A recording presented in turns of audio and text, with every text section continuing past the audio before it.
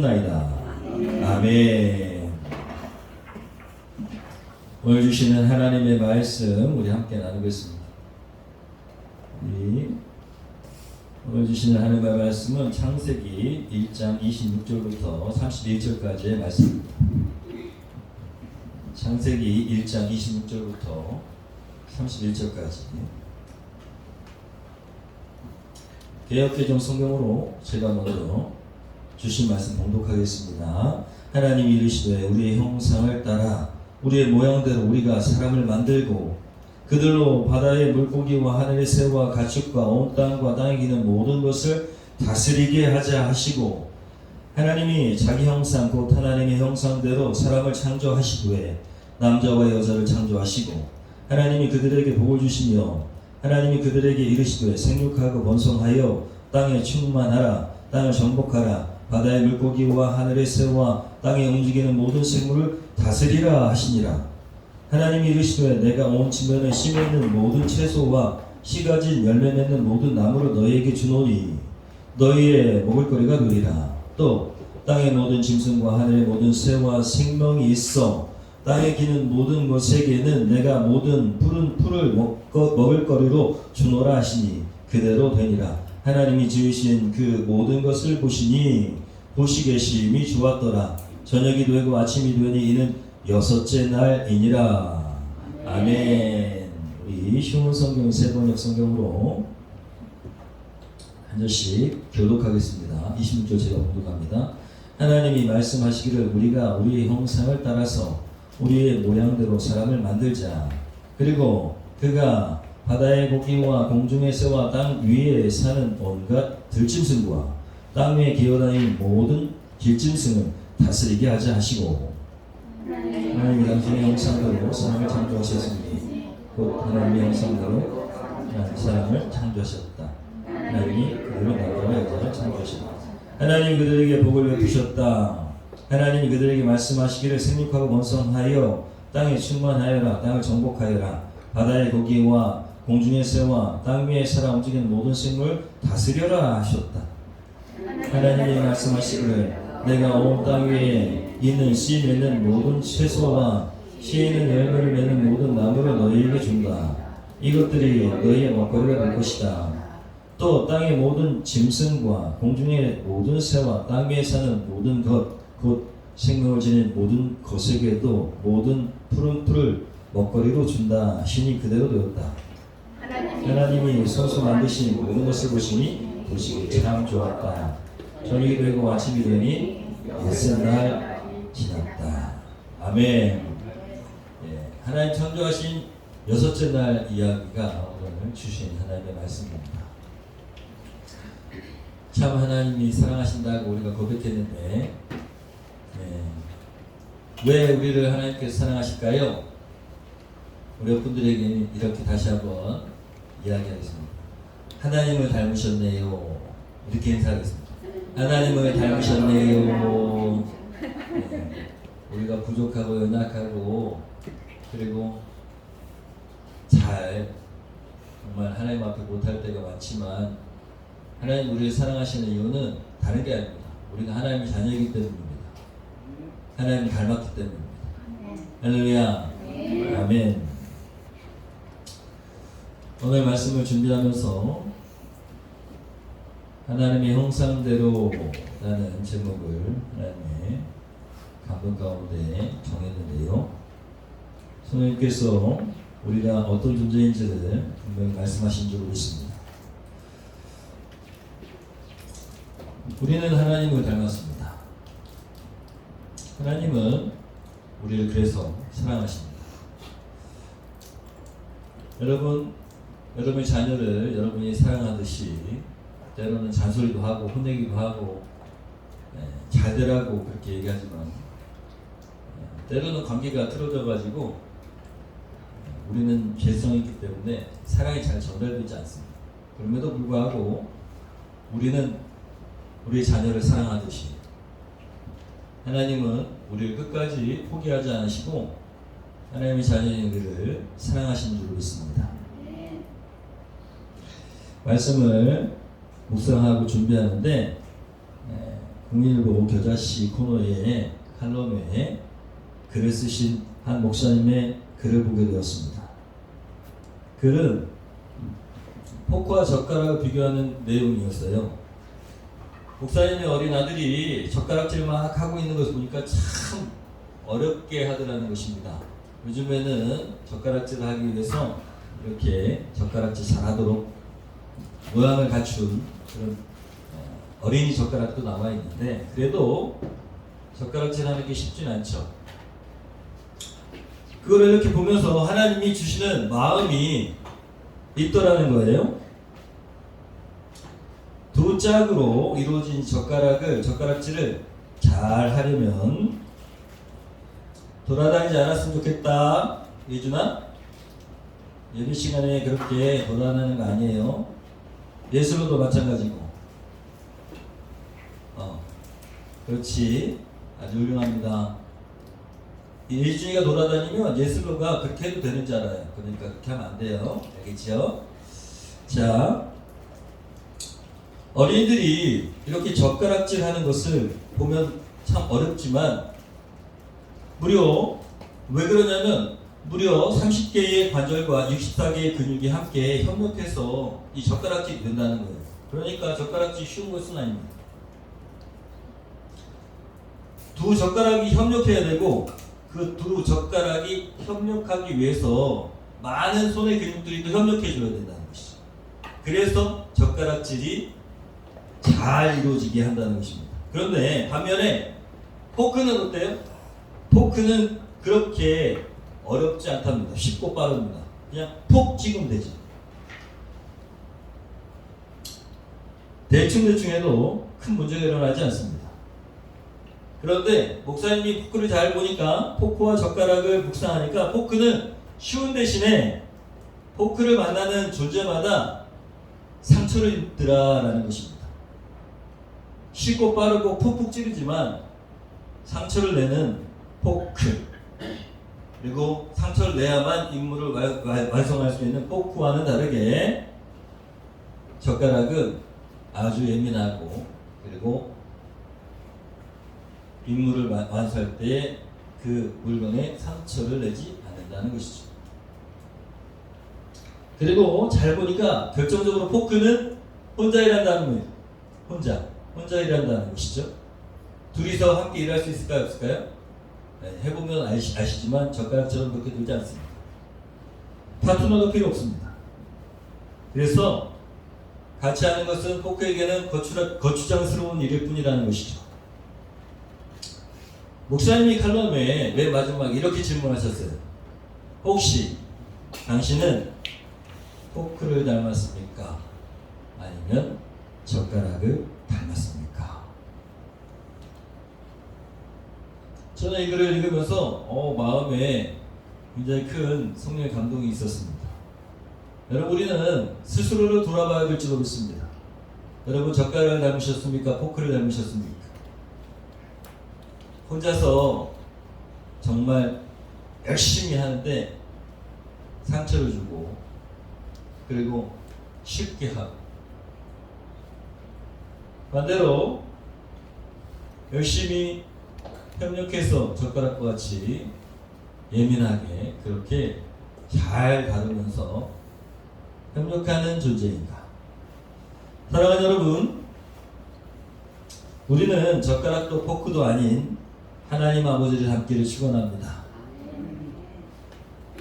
그런데 엄밀히 따지면, 묵상을 해보면, 그리고 성령의 감동에 의하면 젓가락이 하나님 쪽에 더 많이 닮은 것 같습니다. 오늘 말씀을 보면 이렇게 젓가락이 협력하고 또 함께하고 협력하고 하는 것들, 하나님을 닮은 줄로 믿습니다. 오늘 말씀을 보면 알게 됩니다. 오늘 말씀은 인간을 창조하신 하나님의 뜻과 계획이 잘 나타나 있습니다. 저와 여러분은 하나님의 형상으로 지음받은 줄로 믿습니다. 우리 27절 한번 읽어볼까요? 하나님, 시작. 하나님이 당신의 형상대로 사람을 창조하셨으니 곧 하나님의 형상대로 사람을 창조하셨다. 하나님이 그들을 남자와 여자로 창조하셨다. 분명히 오늘 말씀 보니까 하나님이 우리 인간을 창조하실 때 하나님의 형상대로 창조하셨다라고 분명히 기록되어 있습니다.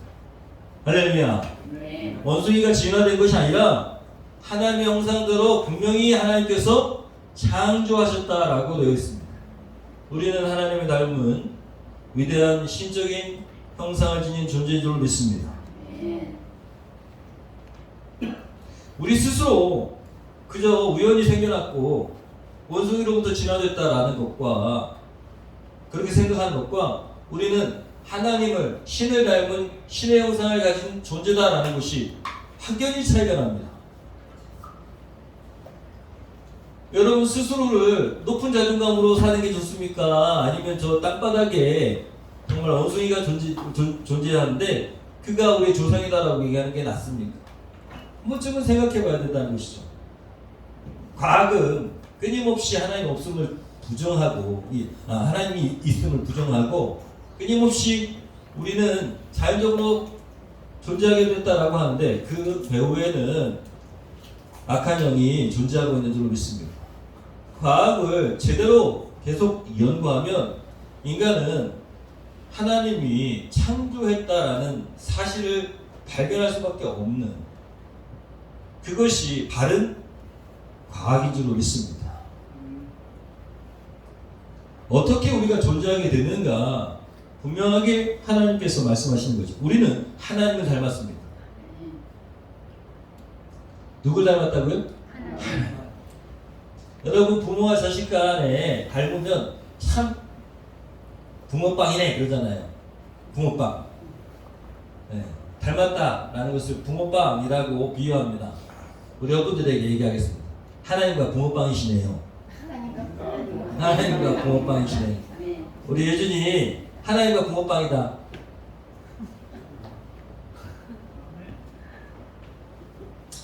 여러분 우리는 하나님과 부모빵입니다.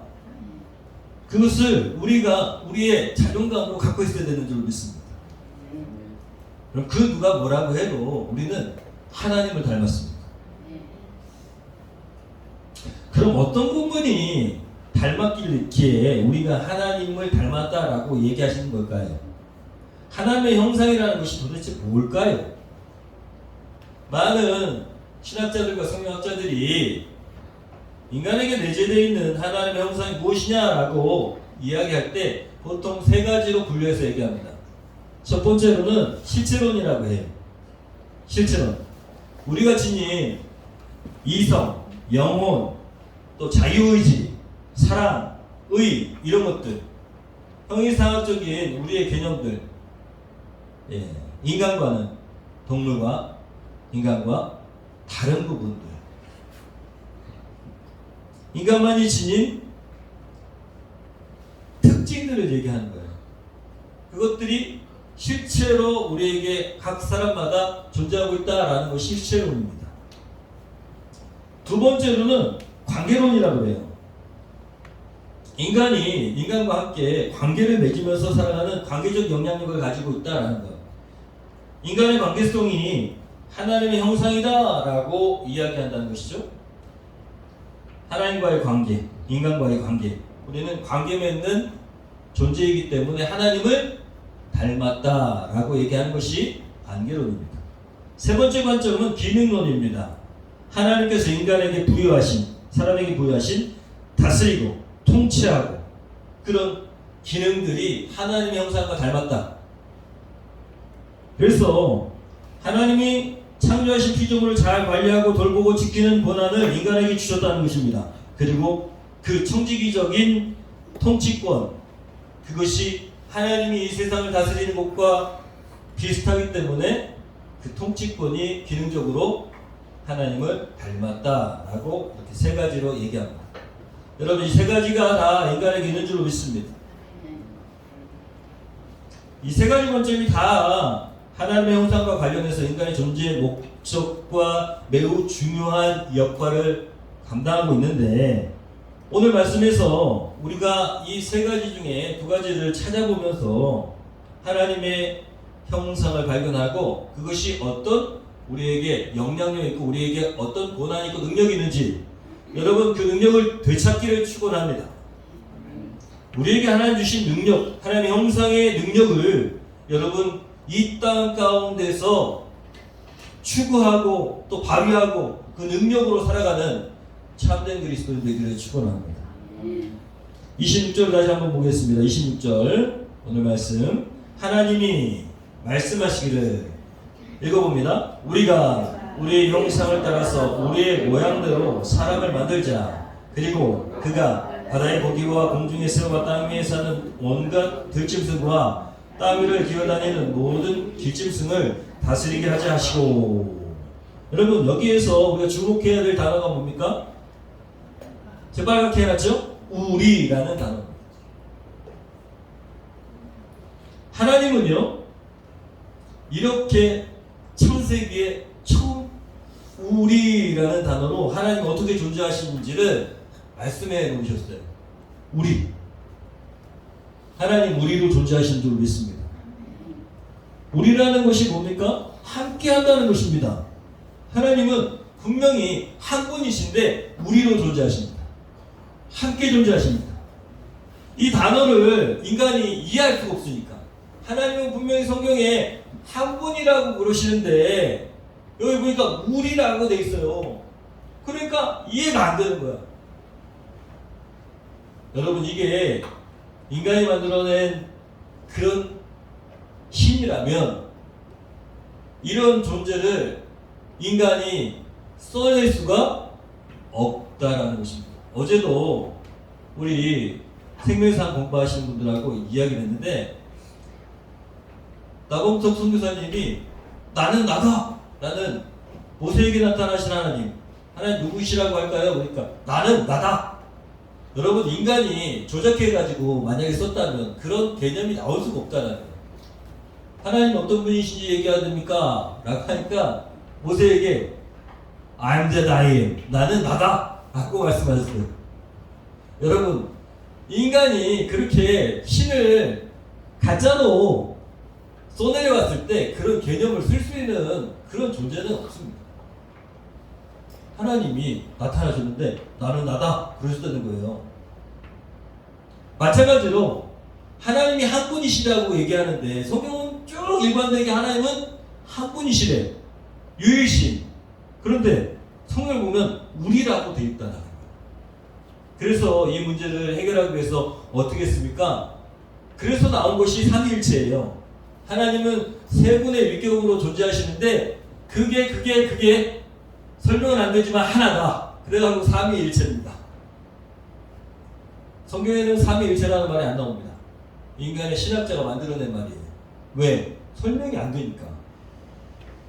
인간이 설명할 수 없는 하나님이 진짜 하나님일까요? 인간이 다 설명할 수 있으면 하나님일까요? 네, 하나님은 인간이 설명할 수 없는 분이 하나님입니다. 그렇기 때문에 성경이 진짜 하나님인 거예요. 그런데 하나님은 우리라는 공동체로 존재하신다는 거예요. 여러분 성부, 성자, 성령 한 하나님이신 줄 믿습니다. 관계적 존재라는 겁니다. 하나님은 관계하시는 관계적 존재라는 것이 요 얘기에 이 말씀에 나와 있어요. 27절을 보겠습니다. 하나님이 당신의 형상대로 사람을 창조하셨으니 곧 하나님의 형상대로 사람을 창조하셨다. 하나님이 그들을 남자와 여자로 창조하셨다. 하나님이 하나님의 형상대로 인간을 창조하셨다는 것을 27절에 계속 강조하고 있어요. 그리고 맨 마지막에 그 하나님의 형상대로 창조하셨는데 어떻게 창조하셨다고요? 남자와 여자로 창조하셨다. 하나님이 우리라고 존재하시고, 그죠? 관계적으로 존재하시고, 그리고 함께 존재하시는 분이신데, 인간을 만들 때도 한 존재로 두 속성을 만드셨다는 거예요. 놀랍지 않습니까? 인간이 남자와 여자로 존재하게 된 이유, 우리로 존재하게 된 이유가 누굴 닮았기 때문이라는 거예요. 하나님을 닮았기 때문이라는 것입니다. 인간을 창조하신 과정을 보면 하나님이 남자를 먼저 창조하셨는데 보기 안 좋으셔요. 왜 안 좋으실까요? 하나님 누구와 닮게 만드셔야 되는데, 하나님과 닮게 만들어야 되는데, 남자 하나가 있는 것은 하나님의 마음에 들지 않았어요. 그래서 아담에게서 하와를 만드시죠. 왜요? 하나님 보시기에는 우리를 닮은 우리로 만드셔야 되니까 그런 것입니다.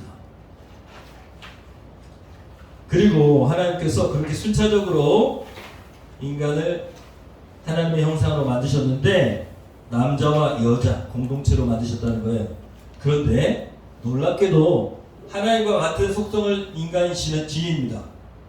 창세기 2장 24절을 보니까 이렇게 되어 있어요. 한번 읽어볼까요? 이러므로 남자가 부모를 떠나 그의 아내와 합하여 둘이 한 몸을 이룰지로다. 하나님이 이렇게 말씀하셨어요. 왜? 하나님이 하나이시기 때문이죠. 두 객체가 하나가 되는 것이 하나님의 속성, 하나님의 형상과 닮았다는 사실입니다. 여러분, 공동체가 하나가 되면 그것이 무엇이라고요? 하나님의 형상이라는 것입니다. 여러분, 부부가 하나인 것이 하나님의 형상입니다. 할렐루야. 다른 게 아닙니다. 같은 마음, 같은 뜻을 가지고 하나가 될 때 하나님은 아름답게 하시고, 그리고 아름다운 능력을 나타내게 하시고, 그리고 하나님의 형상이 거기에 담겨져 있는 겁니다. 다시 말해서 하나님은 함께로 존재하십니다. 그런데 안타깝게도 인간은요, 죄를 지었습니다. 하나님에게서 떠났어요. 하나님은 하나님의 형상으로 인간이 하나님과 함께 하기를 원했어요. 함께 하기를 원했다고요. 그것이 하나님의 형상이니까요. 그런데 함께 하기를 인간이 거부했습니다. 하나님과 함께 하는 것을 인간이 거부했어요. 그게 뭐예요? 죄예요. 죄. 나는 하나님과 함께 하지 않겠습니다. 나는 내가 스스로 하나님 되겠습니다. 라는 마음으로 하나님과 멀어지는 것을 선택했어요. 누구 때문에? 사단에게 속아가지고. 그래서 하나님과 함께하기를 거부하고 이제는 누구 말을 들어요? 사단의 말을 듣기로 했어요. 그것이 죄입니다.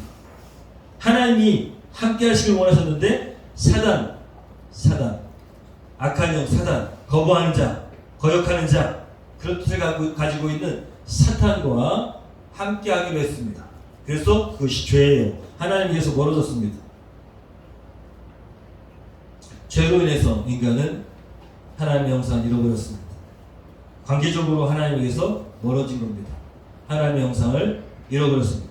그러니까 어떻게 되냐? 하나님의 형상을 잃어버린 인간은 부부간에도 문제가 생겼습니다. 친구간에도 문제가 생겼습니다. 인간관계에 문제가 생겼어요. 그래서 제 마음은 이런데 그 마음을 서로 알 수가 없습니다. 관계가 끊어졌어. 하나님의 형상을 잃어버린 겁니다. 여러분, 부부관계가 왜 그렇게 안 되는지 아십니까? 하나님의 형상을 잃어버렸기 때문입니다. 친구와의 관계에서 왜 상처를 받는지 아십니까? 왜 가족과의 관계에서 상처를 받고 자꾸 오해하고 단절이 일어나고 나는 분명히 사랑한다고 얘기했는데 상대방은 사랑으로 받지 않아요. 왜 그럴까요? 하나님의 형상을 하나님 떠남으로 잃어버렸기 때문입니다. 그렇게 하나 되는 것이 힘들어졌습니다. 안타깝게도 우리는 하나님의 형상을 죄로 인해서 사단의 속임수로 인해서 잃어버렸습니다.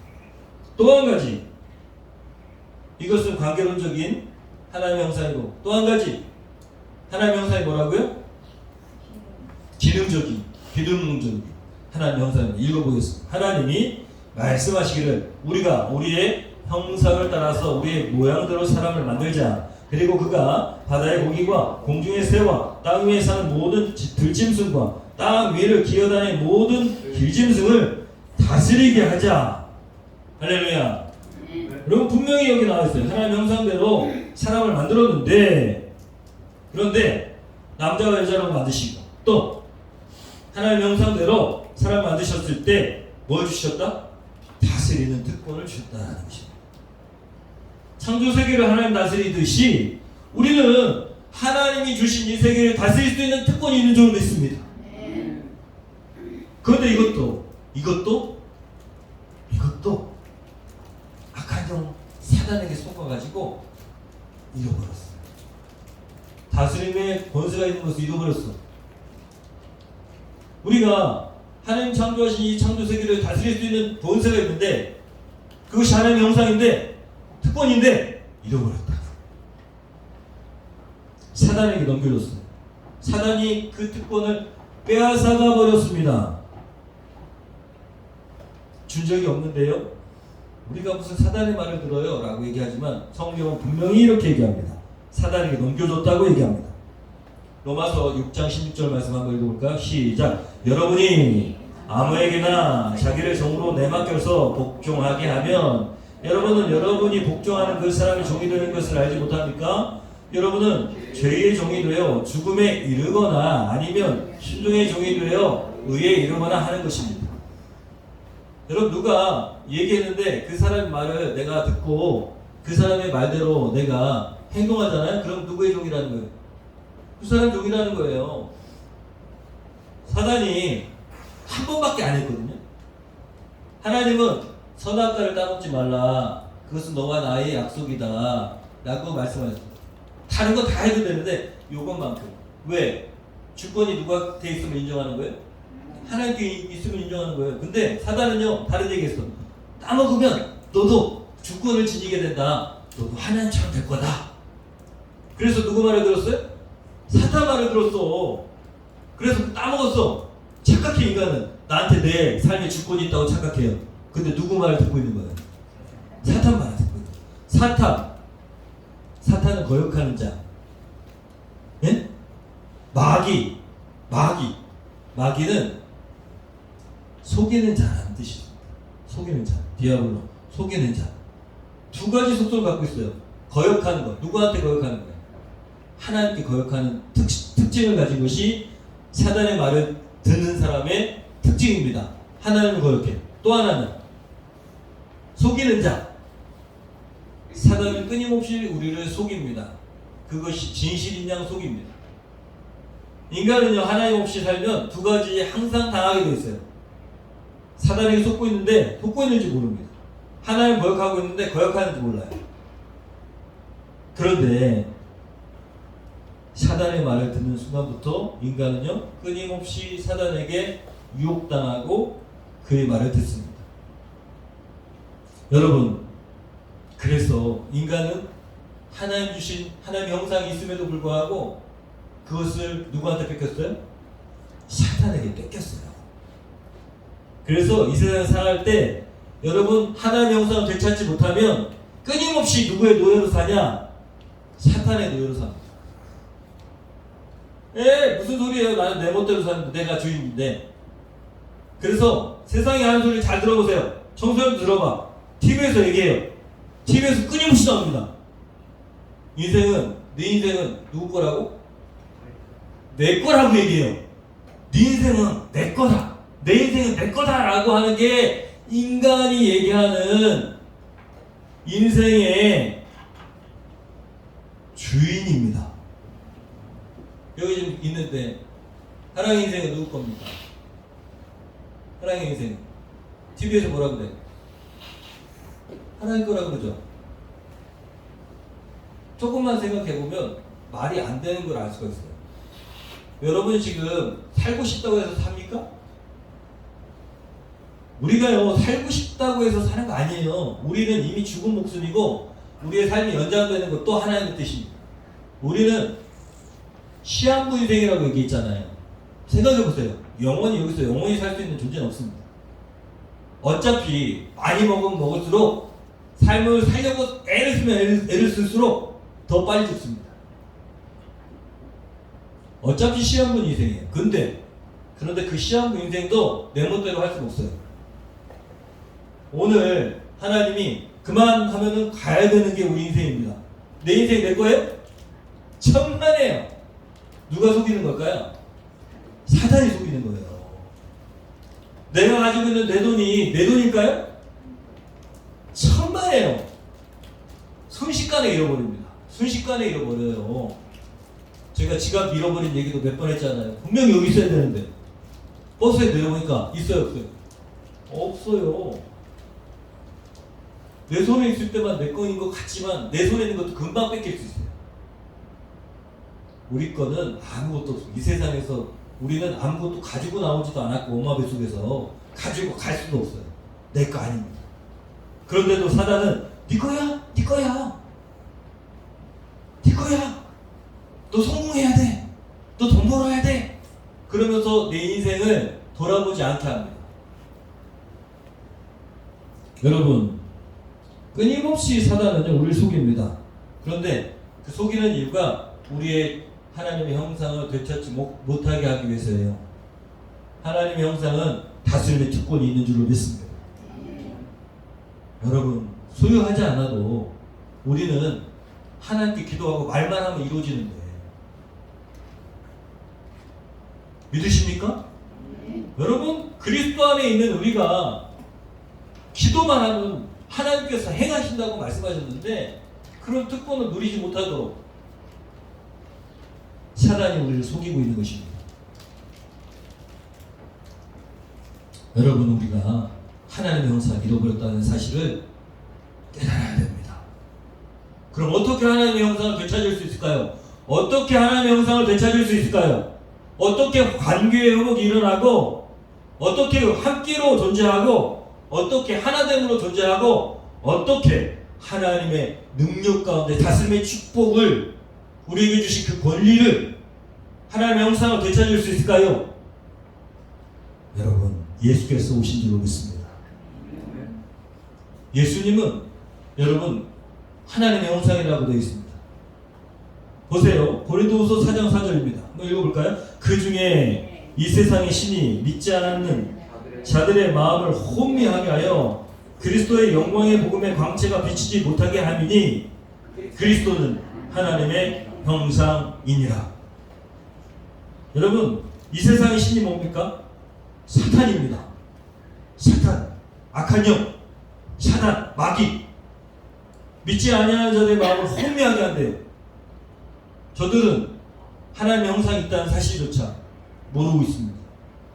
그런데 예수님이 이 땅에 오셔서 그리스도의 광채가 비치기 시작했어요. 그리고 예수께서 우리 이 세상을 비치면서 여러분, 우리가 깨닫게 되는 겁니다. 우리는 하나님의 자녀의 특권이 있다는 사실. 그분이 우리 안에 들어와 계시면 우리에게 들어와 있는 어둠의 영이 있다는 사실을 알게 된다는 거예요. 우리가 죄 가운데 행했다는 사실을 알게 되는 거예요. 우리가 하나님의 형상이 우리 안에 있음을 알게 된다는 것입니다.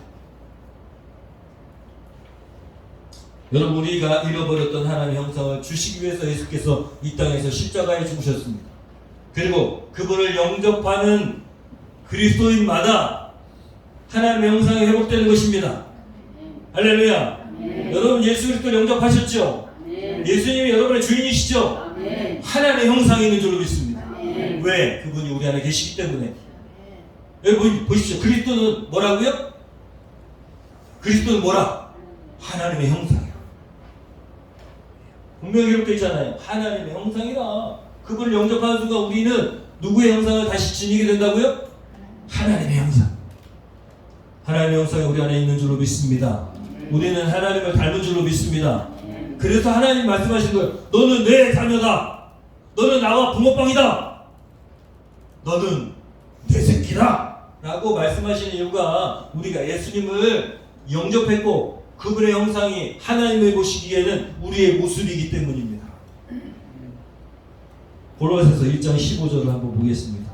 그 아들은 보이지 않는, 시작, 그 아들은 보이지 않는 하나님의 형상이시오 모든 피조물보다 먼저 나신 분이십니다. 여러분, 우리는 하나님의 형상입니다. 하나님의 형상 두 가지를 말씀드렸는데 뭐예요? 관계적인 것. 또 하나는 다스림의 주권. 다스림의 주권 잃어버리시면 안 됩니다. 관계적으로 우리는 하나님과 하나 되고 인간과 인간이 하나 될 수 있는 하나님의 형상, 하나 될 수 있는, 함께 할 수 있는 형상을 예수 그리스도로 말미암아 우리가 얻게 됐다는 사실입니다. 아멘. 크게 하십시오. 아멘. 여러분, 아직도 내가 내 삶의 주인이면 관계가 회복되질 않아요. 자, 여러분이 남편과 관계가 왜 회복되지 않느냐? 내가 아직도 주인이기 때문에 그런 거예요. 내 안에 누가 계신데? 내 노력으로 자식과 화목돼 보려고 하니까 되지 않는 거예요. 내 노력으로 부부관계를 회복해 보려니까 안 되는 거예요. 우리 안에 누가 계십니까? 예수님이 계시다고. 하나님의 형상은 누구시라고요? 예수 그리스도. 나는 죽고 예수님의 형상이 드러날 때 관계의 회복이 일어나는 것입니다. 우리 말에 영향력이 있는 겁니다. 다스림의 주권이 하나님의 형상 가운데 있다는 사실을 잊지 말아야 됩니다. 우리 말에는 권세가 있는 줄로 믿습니다. 누구의 말로 얘기할 때? 와, 여러분 수십 년간 예수님을 믿었으면서 아직도 너무 답답해요. 아직도 예수님이 여러분의 주인인 것을 잊지 않고 여러분 그분의 말로 권세로 얘기하면 분명히 변화되는데 분명히 영향력이 있는데 아직도 내 얘기를 하니까 한통하는 거예요. 아직도 내 얘기를 하니까 내 말로 하니까 내 생각에 이러고 얘기하니까 여러분 안에 성령님이 계시고 그 성령님이 여러분을 주장할 때 여러분 우리 말에는 권세가 있는 것입니다. 여러분 우리 말에는 권세가 있어요. 왜? 성령님이 말씀하시는 거니까. 예수님을 영접하면 우리의 영이 예수님의 형상으로 변화되는 줄을 믿으시기를 바랍니다. 우리의 영이 예수님의 형상으로 변화되는 것입니다. 너무 중요해서 강조하는 거예요. 우리 안에 계시는 예수님의 형상은 오늘 말씀에 나와 있는 하나님의 형상입니다. 그래서 예수님께 넘겨드린 인생이 되어야 됩니다. 그러면 하나님의 형상이 드러날 것입니다. 하나님이 그렇게 우리를 보고 계십니다. 예수님의 형상이 뭡니까? 우리 안에 계신 성령님의 형상이고 예수님의 형상이 뭡니까? 예수님의 형상이 드러나면 이렇게 되는 거예요. 성령의 열매가 나타나는 겁니다. 사랑과 희락과 화평과 오래 참음과 자비와 양선과 충성과 온유와 절제. 여러분 이런 것들이 하나님의 형상이 우리 안에서 나오는 것이에요. 저 사람은 보통 사람이 아니다 이렇게 얘기할 거예요. 왜요? 하나님의 형상이 드러나기 때문입니다. 성령 충만이 뭐예요? 이겁니다. 사랑과 희락과 화평과 오래 참음과 자비와 양성과 충성과 온유와 절제가 나타나는 거예요. 이게 성령 충만입니다. 사람들이 보면요 알아요. 저 사람 보통 사람이 아니다. 그것이 하나님의 형상이 우리 가운데 드러나는 것입니다. 왜 그럼 우리가 이렇게 드러나지 않을까요? 아직도 내가 나타나기 때문에, 내가 주인이기 때문에, 내가 주인이 아니어야 이런 형상이 나타납니다. 우리 말이 권세가 없는 이유가 뭡니까? 자꾸 잔소리를 하니까 권세가 없는 거예요. 주께서 여러분에게 감동하시는 말을 해보세요. 여러분 가정이 변화됩니다. 관계가 회복되고 여러분의 능력이 아니라 예수 그리스도의 능력이 여러분의 가정과 직장과 모든 관계와 모든 일들을 변화시키는 것입니다. 부부관계가 회복되고 자녀관계가 회복되고 인간관계가 선하게 변화되는 줄 믿습니다. 관계가 변화된다. 오늘 말씀을 들었습니다. 하나님의 형상은 관계적이기 때문이죠. 하나님의 형상이 드러나면 함께가 되기 때문에 하나가 됩니다. 한 마음이 한 뜻이 하나가 됩니다. 내가 아직도 내 인생에 그런 하나됨의 역사를 경험하지 못했다면 그러면 여러분 하나님의 형상을 드러나게 하십시오. 여러분 안에 있는 하나님의 형상이 여러분의 관계를 변화시킬 것입니다.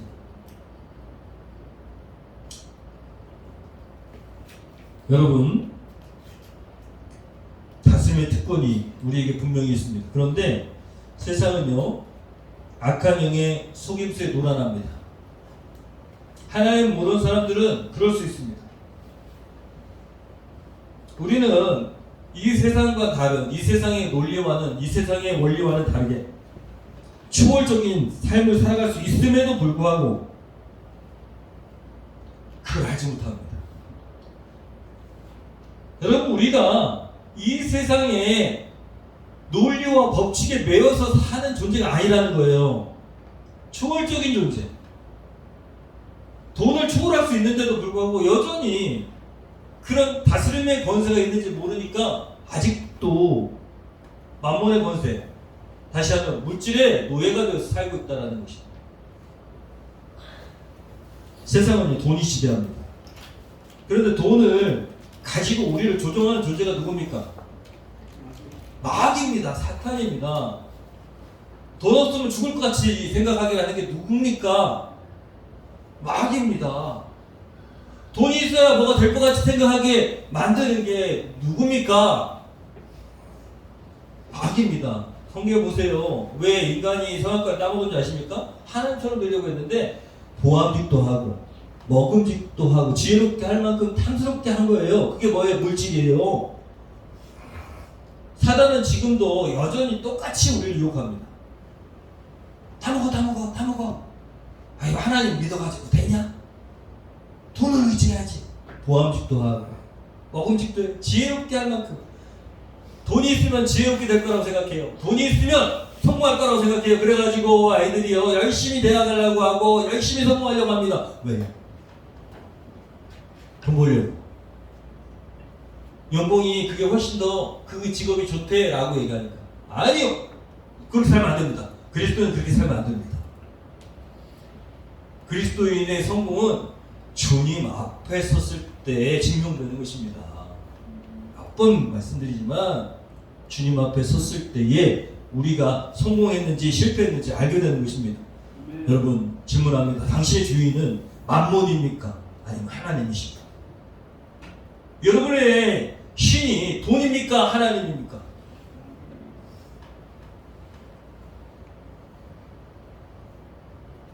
여러분, 사단은 끊임없이 하나님의 형상을 회복하지 못하도록 우리를 돈과 권력, 세상의 힘으로 유혹합니다.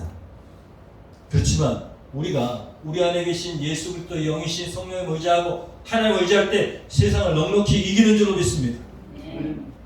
세상은 돈으로, 권력으로 뭘 해보려고 하지만 여러분, 그리스도인의 역사를 지금까지 보면 항상 그리스도인이 이겨왔습니다. 항상 그리스도인이 이겨왔다고요. 로마의 권력과 힘 앞에 그리스도인은 지는 것 같지만 결국 세상을 바꾼 것은 그리스도의 힘입니다. 지금도 여전히 세상을 지탱하고 있는 것은 그리스도의 영향력입니다. 사람이 사람답게 사는 이유는 로마가 물질 문명이 발달했기 때문이 아니라 로마가 그리스도로 말미암아, 그리스도인으로 말미암아 변화됐기 때문입니다. 저 로마가 변화되고 그 다음에 저 야만족이었던 유럽의 영국, 스페인, 독일 다 야만인이었어요. 변화됐어요. 저 아프리카에, 아메리카에 모든 사람들이 여러분 그리스도의 정신으로 변화된 겁니다. 한국이요, 한국이 그리스도의 정신으로 변화된 것입니다. 모든 선진국이 그렇게 된 문화, 윤리가 발전된 모든 이유는 그리스도의 아름다운 형상 때문입니다. 그 누구도 부인할 수 없습니다. 우리도 치질이 못 살고 그리고 윤리가 땅바닥이었던 나라였습니다. 여러분, 여자들이 이렇게 여기 앉아있을 수 있는 나라가 아니었어요. 누구 때문입니까? 그리스도의 형상이 이 나라를 변화시킨 것입니다. 여러분, 그렇기 때문에 예수님을 믿으면 승리하게 되어 있습니다. 세상은 돈으로 승리하지만 우리는 예수 그리스도로 말미암아 승리하는 것입니다. 로마서 8장 37절에서 39절입니다. 읽어보겠습니다. 그러나 이 모든 일에 우리를 사랑하시는 이로 말미암아 우리가 넉넉히 이기느니라. 할렐루야. 내가 확신하노니 사망이나 생명이나 천사들이나 권세자들이나 현재일이나 장래일이나 능력이나 높음이나 기쁨이나 다른 어떤 피조물이라도 우리 주 그리스도 예수 안에 있는 하나님의 사랑에서 끊을 수 없으리라. 할렐루야. 하나님 우리를 사랑하십니다. 우리는 이미 이 세상에서 승리한 것이나 다름없습니다. 우리는 승리할 수밖에 없습니다. 왜? 우리를 사랑하시는 하나님의 사랑과 그분의 능력으로 넉넉히 이긴다고 되어 있습니다. 영적으로 우리는 포크보다 젓가락이어야 된다고 믿습니다. 다시 한번 말씀드리지만 독불장군이라는 말이 있습니다. 독불장군. 혼자서는 장군이 될 수 없다라는 뜻입니다.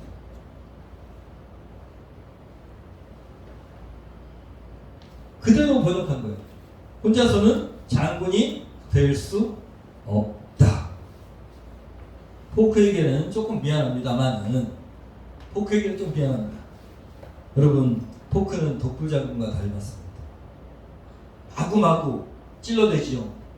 자기의 하고자 하는 목적대로 막 찔러대요. 상처투성입니다.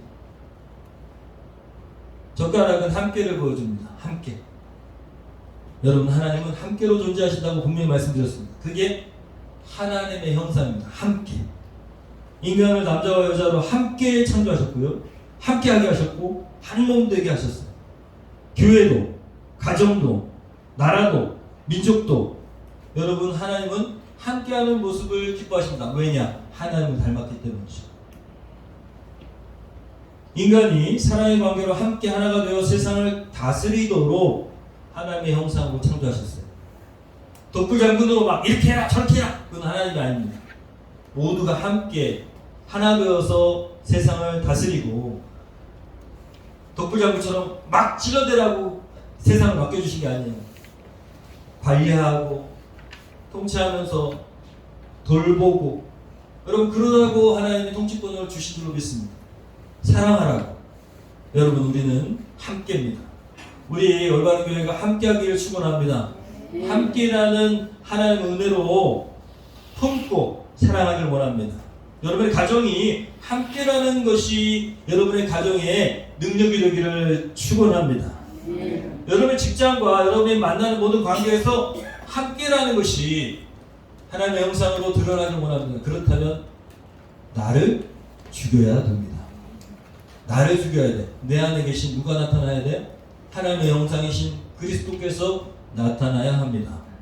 그러기 위해서 끊임없이 하나님의 형상으로 여러분 가득 차야 됩니다. 기도할 때에 하나님의 형상이 나타나게 하시옵소서. 내가 완전히 죽고 그리스도가 나타나길 원합니다. 그러면 변화됩니다. 여러분, 오늘 말씀을 기억하시면서 하나님의 형상이 여러분에게서 나타나길 원합니다. 그리스도의 형상 나타나기 위해서 내가 예수님처럼 해봐야지, 내가가 아닙니다. 내가 시작되면 안 됩니다. 나는 죽고 내 안에 계신 그리스도께서 나타나 주시옵소서, 이렇게 기도해야 됩니다. 어떤 사람 대할 때 그 사람하고 내가 예수님처럼 해봐야지, 이게 아닙니다. 기도해야 됩니다. 하나님, 내가 아니라 내 안에 계신 하나님의 형상이신 예수님이, 성령님이 저 사람과의 대화 가운데 나타나게 하셨소서. 제가 해보니까 그래요. 어떤 사람하고 대화를 할 때 그냥 대화하잖아요. 그러면 뭔가 틀어집니다. 요번에도 그랬어요. 요번에도 교회 이전 문제 놓고 그냥 기도 안 하고 하잖아요. 그런데 기도하기 전에 반드시 기도하잖아요. 그분하고 기도하든 내가 따로 기도하든, 그러면 달라집니다. 말이 다 달라져요. 그분에게 끼친 영향이 달라집니다. 왜? 내 안에 계신 성령님께서 그리스도의 형상을 나로부터 나타내 주시기 때문입니다. 나는 가려지고 예수님의 말, 예수님의 마음, 그게 전달되기 때문이에요. 여러분, 분명히 경험해 봐야 됩니다. 이번 주에 꼭 경험해 보시길 축원합니다. 또 하나, 여러분, 함께하기 위해서 애를 써야 됩니다. 함께한다는 게 뭡니까? 예수님의 마음입니다. 동등됨을 취하지 아니하시고 종이 되셨어요. 그것이 예수님의 마음입니다. 그것이 함께하는 그리스도의 형상입니다. 그러기 위해서 우리가 나는 종이 되고 섬기는 자가 되고 그 사람의 말을 통해서 그 사람을 세워주는 그것이 화평입니다. 화평입니다. 격려하고 칭찬하고. 여러분, 그러면 관계 회복이 다 일어나고, 그러면 하나님의 나라가 이루어지는 거예요. 그곳에는 평화가 임하는 것입니다. 감사하는 올리고, 그리고 칭찬하고, 변호하고, 그리고 함께 인사하면서 계속해서 화평인의 삶을 살아가시기를 축원합니다. 여러분의 목장이, 여러분의 교회가, 여러분의 가정이 이런 하나님의 형상이 가득한 하나님의 능력의 장이 되기를 예수님의 이름으로 축원합니다. 우리 결단하겠습니다. 결단 찬양하면서 주님, 주님의 마음과 주님의 형상을 주시옵소서. 우리 찬양하면서 먼저 우리 마음이 결단하고 구체적으로 오늘 결단의 내용들을 우리가 함께 나누었는데, 결단을 우리가 구체적으로 하나님께 올려드리는 이 시간 되기를 축원합니다.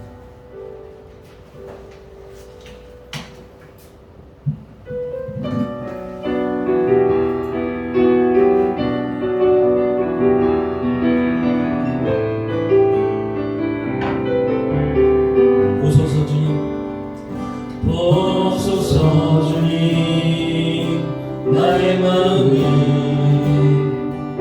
선한 것 하나 없습니다. 그러나 내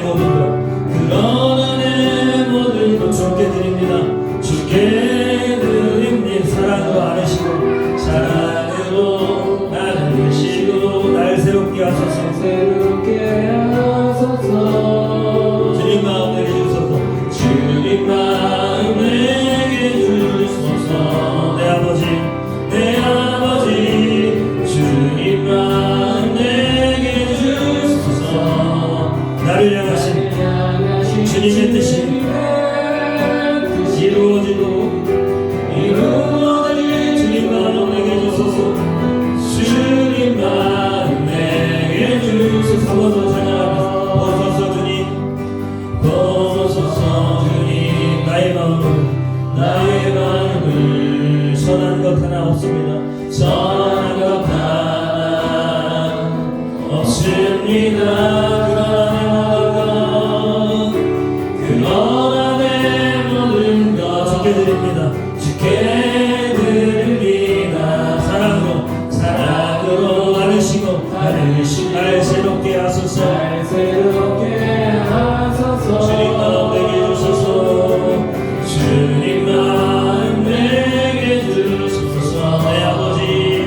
내 아버지, 주님 마음 내게 주소서. 나를 향하신 주님의 뜻이 이루어지도록, 주님의 뜻이 이루어지도록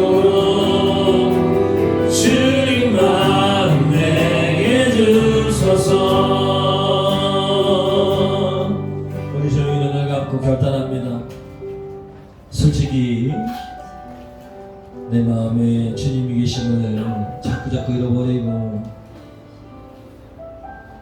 선한 것이 하나 없는 내가 자꾸만 나타나려고 하고, 내 고집과 내 생각으로 내가 옳다고 생각하면서 사람을 대하고, 끊임없이 미움이 일어나고 끊임없이 다툼이 일어나는 삶을 살아가고 있습니다.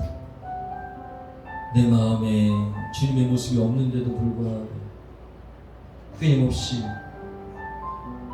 교만하여 내 생각이 옳다고 남에게 충고하고, 끊임없이 내가 가르치려 하고, 그것이 내 안에 있는 사단의 모습임을 오늘 깨닫습니다. 나를 죽이게 하시옵소서. 주님의 마음이 드러나길 원합니다. 주님의 마음이 가득하길 원합니다. 성령님 도와주시옵소서. 회개합니다. 직장 동료를 대할 때에, 또 목장의 식구를 대할 때에 내 생각이 맞다고 감히 충고하고, 또 가족을 대할 때에 내가 옳다고 생각하는 마음으로 대했습니다. 아니 주님, 이제는 이 한 주간은 나를 죽이고 끊임없이 기도하며 그리스도의 언어와 그리스도의 형상이, 그리스도의 성품이 드러날 수 있도록 도와주시옵소서. 주여, 전도 대상자를 만날 때에 두려워하지 않고 그리스도의 형상이 드러날 것을 믿고 주님의 종으로서의 모습을 나타낼 수 있는 우리가 되게 하시옵소서. 자녀를 대할 때, 가족을 대할 때, 남편을 대할 때, 아내를 대할 때에 내 모습이 사라지게 하시옵소서. 비판하지 않게 하시옵소서. 우리 시간에 결단합니다. 구체적으로 결단 기도하고 그리고 하나님께 도움을 구하겠습니다. 기도합니다. 주님, 하나님의 형상